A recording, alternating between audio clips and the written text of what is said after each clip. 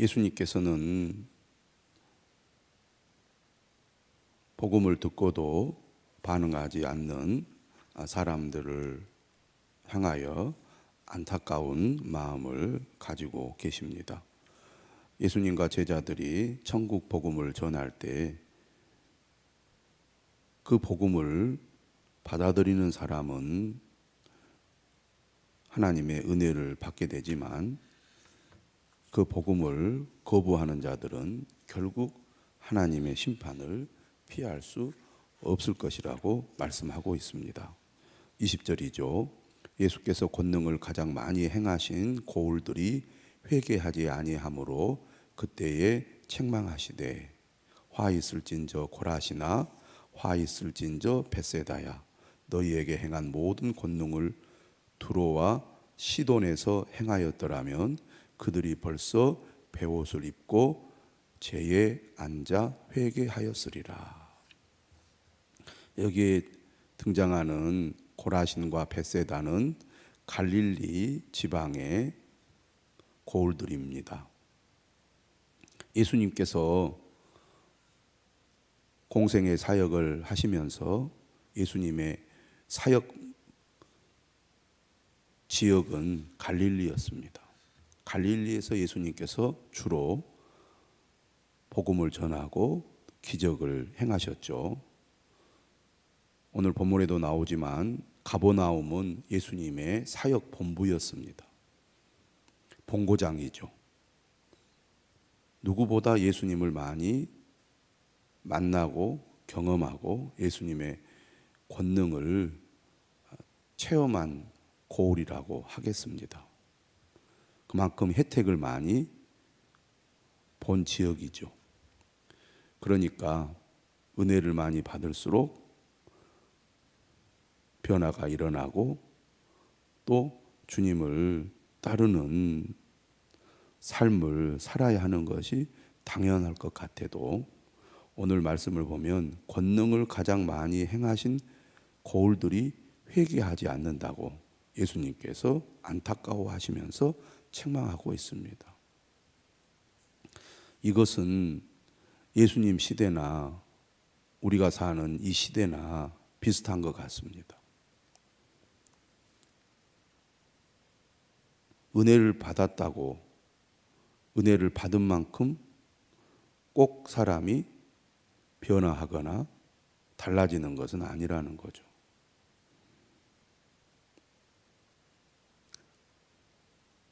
얼마나 그것을 진정으로 받아들이고 깨닫느냐가 중요하다는 거죠. 많은 사람들이 내가 누린 것, 내가 받은 것을 당연하다고 생각하고 그것이 하나님의 은혜인 줄 모르는 사람은 변화되기가 어렵습니다. 작은 것이라도 당연한 것이 아니고 은혜라고 깨닫는 사람은 태도가 달라지고 삶이 달라지죠. 오늘 예수님께서는 권능을 가장 많이 행한 고울들이 회개하지 않는 것에 대해서 화가 있을 것이다. 이것은 심판을 선언할 때 하는 표현이죠. 화 있을진저 고라시나 화 있을진저 벳세다야. 하나님의 심판을 피할 수가 없을 거라는 겁니다. 두로와 시돈은 지중해 해안가에 있는 도시들이죠. 대표적인 이방인 지역이라고 하겠습니다. 이스라엘 백성들과 멀리 떨어져 있지 않는 도시들인데 이 두로와 시돈 그들은 이방인들이고 이방신을 섬기는 사람들인데 그들이 만약 예수님을 만나서 예수님이 행한 권능을 경험했다면 반드시 그들이 달라졌을 거라는 겁니다. 천국 복음을 듣고 어떤 반응을 보였을 거라고 말합니까? 그들이 벌써 베옷을 입고 제에 앉아 회개하였을 것이라고 말씀하고 있습니다. 우리가 천국 복음을 들을 때 나타나는 첫 번째 반응이 뭡니까? 회개죠. 자신이 얼마나 큰 죄인인지, 하나님 앞에 도저히 용서받을 수 없는 악한 죄인인지를 깨닫게 됩니다. 그때 우리는 돌이켜서 예수 그리스도 앞으로 나아가게 되고 예수 그리스도를 통해서만 구원을 받는다는 것을 알고 받아들이게 되죠. 은혜가 임하면 회개가 일어나고 회개가 있을 때 구원이 있게 된다는 얘기입니다. 그런데 지금 권능을 가장 많이 받은 고라신과 벳세다가 회개하지 않고 있습니다. 22절이죠. 내가 너희에게 이르노니 심판날에 두로와 시돈이 너희보다 견디기 쉬우리라. 23절에도 말합니다. 가버나움아, 예수님의 사역 본부가 있는 거울입니다. 그런데 이 가버나움도 똑같아요. 네가 하늘에까지 높아지겠느냐? 음부에까지 낮아지리라. 네게 행한 모든 권능을 소돔에서 행하였더라면 그 성이 오늘까지 있었으리라. 창세기의 대표적인 심판의 도시이죠. 소돔성이 하나님의 심판을 받아서 완전히 멸망하지 않았습니까? 그런데 이 가버나움이 그러한 심판을 피할 수가 없을 것이다 라고 책망합니다. 내가 너희에게 이르노니 심판날에 소돔 땅이 너보다 견디기 쉬우리라 하시니라. 예수님께서 이렇게 강력하게 심판을 선언하는 것은 애정이 있기 때문이죠. 가버나움에 대한 애정이 있고 고라신과 벳세다에 대한 애정이 있기 때문입니다. 애정이 없으면 책망도 없을 것입니다. 멸망하도록 내버려 두지 굳이 이렇게 강한 어조로 심판을 선포하시겠습니까? 아직 기회가 있다는 것이고 그들이 죄에서 돌이켜 하나님께로 가까이 나아가기를 바라는 주님의 마음, 그들을 향한 긍휼과 사랑이 있기 때문에 이런 말씀도 하는 것입니다.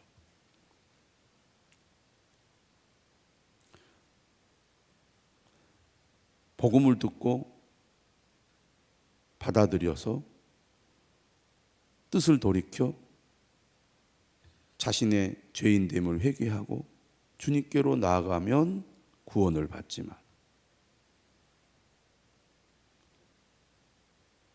많은 은혜를 받았음에도 불구하고 그것이 은혜인 줄 모르고 여전히 주님이 전한 복음을 거부하면 반드시 심판을 받을 거라는 겁니다.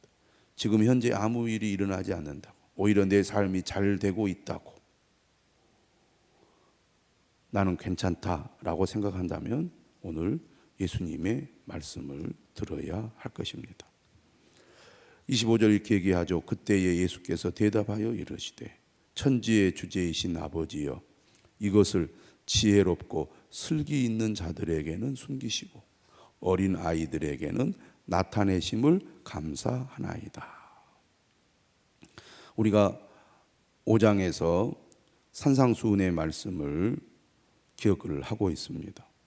어떤 사람이 예수님께 나왔습니까? 심령이 가난한 자, 애통하는 자, 그리고 무력한 자, 의에 줄이고 목마른 자가 예수님께 나왔습니다. 나병한 자, 귀신 들린 자, 오랫동안 병으로 고통 가운데 있는 자, 의지할 대상은 아무도 없고 오직 주님 아니면 길이 없는 그 사람들이 예수님께 나왔습니다. 당시에 똑똑하고 잘나고 영향력 있고 힘 있는 바리새인들이나 서기관 제사장과 같은 사람들은 오히려 예수님이 하나님의 아들이심을 깨닫지 못했습니다. 예수님의 말씀을 들으면서도 오히려 어떻게 듣습니까? 삐딱한 시각으로 예수님을 바라봅니다. 어제 말씀에도 그렇게 얘기하죠. 먹기를 탐하고 포도주를 즐기는 사람이요 세리와 죄인의 친구로다. 하나님의 마음이 무엇인지를 모르고 그들은 매우 외적이고 형식적인 시각에서 예수님을 판단하고 예수님을 비판했습니다. 지금도 마찬가지죠. 소위 지혜롭고 슬기 있다고 하는 사람들은 하나님의 말씀을 깨닫지 못합니다. 하나님의 말씀이 우습게 여겨집니다. 말도 안 되는 소리라고 생각합니다. 시대에 뒤떨어진 옛날 이야기에 불과하다고 여기는 거죠. 그래서 하나님을 조롱하고 기독교의 복음을 조롱합니다. 자신들이 가지고 있는 지식과 현란한 말솜씨로 복음을 부정하고 거부하고 있죠. 누가? 예수 그리스도께서 전하는 천국 복음을 받아들입니까? 어린아이들 같이 아무 힘도 없고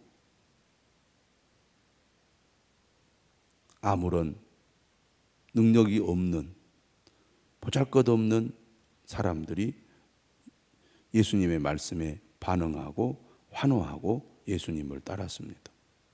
예수님의 제자들도 보면 대부분 다 평범하거나 아니면 오히려 당시 사회에서 소외된 사람들이죠. 세리마태도 그랬습니다. 갈릴리에서 물고기를 잡는 어부들도 뛰어나고 타고난 인물들이 아니죠. 그런데 예수님은 이처럼 어린 아이들에게 하나님께서 은혜를 주신다고 말씀하고 있습니다.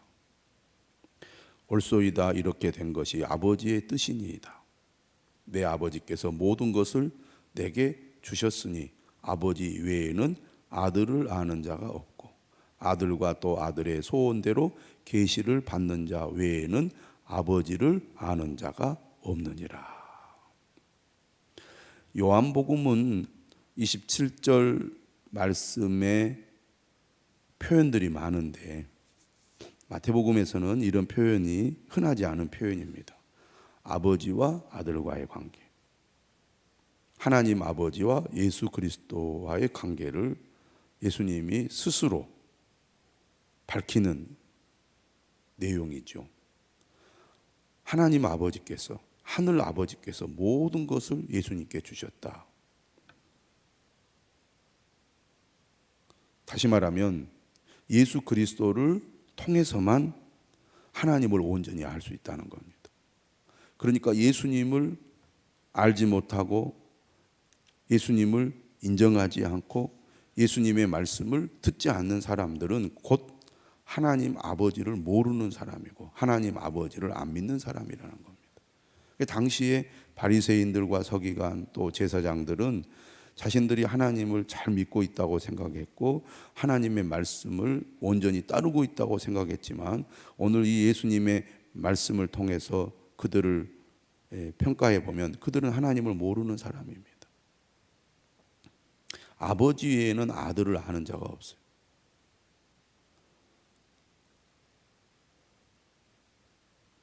오직 예수 그리스도를 통해서만 하나님을 알 수 있습니다. 다시 말하면 하나님의 계시가 아들을 통해서 주어진 거죠. 아들과 또 아들의 소원대로 계시를 받는 자 외에는 아버지를 아는 자가 없느니라. 오직 예수 그리스도를 통해서만 우리가 하나님께로 나아갈 수 있습니다. 구원을 받을 수 있습니다. 진리를 알 수 있습니다. 하나님의 뜻을 알 수 있다고 말해요. 예수 그리스도 그분만이 우리의 유일한 구원자요 계시의 원천이라고 하겠습니다. 그러니 예수님이 천국 복음을 전할 때 예수님 앞으로 나와서 예수님의 말씀을 듣고 예수님을 통해서 주시는 구원을 받아야 되는 겁니다. 그런데 권능을 가장 많이 받은 거울들이 오히려 회개하지 않고 있습니다. 우리가 예수님을 잘 안다. 우리가 예수님 많이 봤다. 우리는 어렸을 때부터 예수님이 어떻게 성장했는지 다 듣고 알고 있다. 이런 익숙함이 오히려 주님의 말씀을 더 멀리하게 만들기도 합니다. 교회를 오래 다니면 교회도 익숙하고 하나님의 말씀도 익숙하니까 오히려 살아있는 하나님의 말씀으로 받아들이기보다는 그저 생각 없이 감각 없이 말씀을 듣는 거예요. 한마디로 말하면 하나님의 말씀을 들을 때 양심이 작동을 해야 되는데 작동을 하지 않습니다. 회개의 역사가 일어나지 않는 거예요. 다 그게 그거고 그러려니 하고 말씀에 반응을 안 하니까 그냥 지나쳐버리고 무시해버린다는 겁니다. 그런데 예수님의 말씀, 예수님의 부르심에 반응하고 응답을 해야 거기에 구원의 역사가 있는 것이죠. 오늘 예수님 결론적으로 이렇게 얘기합니다. 수고하고 무거운 짐진 자들아 다 내게로 오라. 내가 너희를 쉬게 하리라. 오늘 우리의 삶은 수고하고 무거운 짐을 지는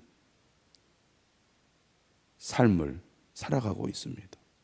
그런데 수고하고 무거운 짐을 지고 살아가는 우리들을 향하여 예수님이 초청하잖아요. 다 내게로 오라. 내가 너희를 쉬게 하리라. 안식과 구원이 예수님으로부터 오는 겁니다. 거절하면 결국은 손해보는 거죠. 그러나 주님의 부르심에 응답하는 자는 주님이 주시는 참된 안식과 구원을 얻게 된다는 거죠. 주님의 초청에 응답하여 주님 앞으로 가까이 나가야 한다는 겁니다. 누구나 모든 사람들이.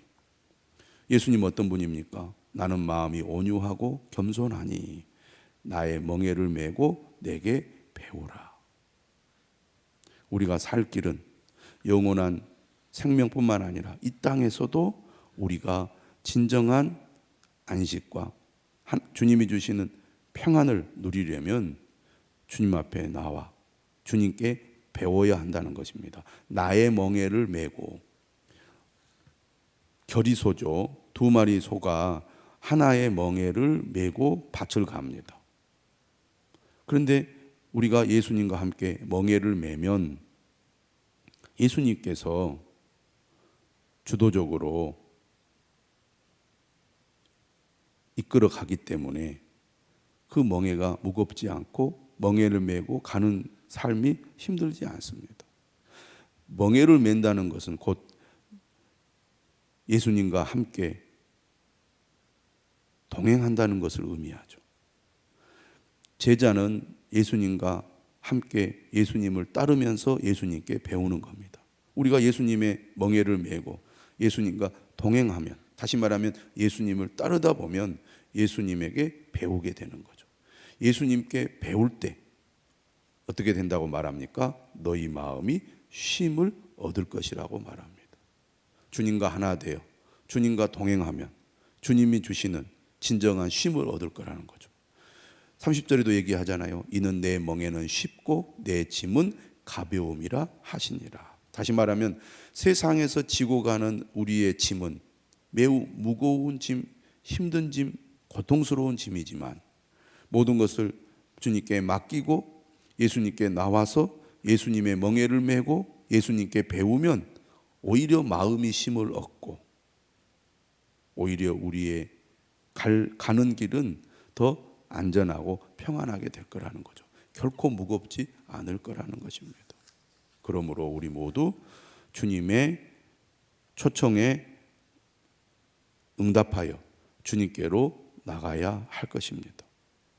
지금 우리를 부르고 있습니다. 내 가족들을 부르고 있습니다. 내 주변 사람들을 주님께서 부르고 있습니다. 그들이 주님 앞으로 가까이 나아가도록 돕는 자가 되시기를 바랍니다. 주님의 초청은 단순히 멍하게 있는 게 아닙니다. 주님의 멍에를 메고 주님께 배우는 것입니다. 그래야 마음이 쉼을 얻습니다. 주님의 부르심에 응답하여 주님께 나왔어도 주님의 멍에를 메고 주님께 배우지 않는다면 진정으로 마음이 쉼을 얻을 수 없을 것입니다. 두려움 때문에 주님의 멍에를 매려고 하지 않는 사람들이 있습니다. 아닙니다. 진정으로 마음이 쉼을 얻으려면 주님의 멍에를 메고 주님께 배워야 합니다. 주님의 멍에는 쉽고 주님의 짐은 가벼우기 때문입니다. 오늘 우리 모두 참된 안식으로 초청하시는 예수님의 초대에 믿음으로 응답하는 사람들이 되시기를 주님의 이름으로 축원합니다. 기도하겠습니다.